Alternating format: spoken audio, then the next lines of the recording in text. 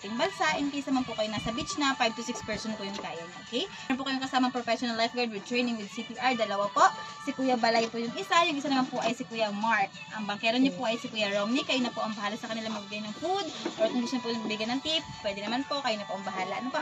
Sila naman po ang bahala sa inyo sa adventure niyo sa Rizal, Boracay. Yung paggamit po ng portalet, mag-aas na lang po kayo sa kanila kung paano po gagamitin. Andito po naman po sa loob ng tubo yung okay pa. Basura po makikisegregate na po sa nabubulok at pinabubulok. May plastic pong daladala ang ating lifeguard.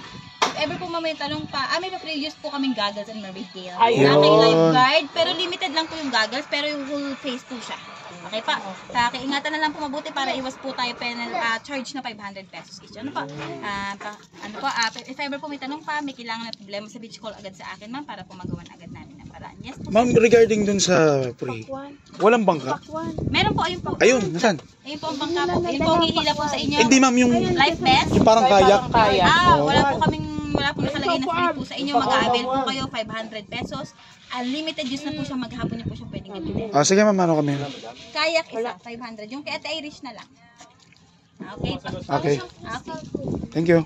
Okay po. If ever po may tanong pa, pwede pa po magtanong pa. And then, pag wala na po, pipicturean ko na po kayong lahat. Sige.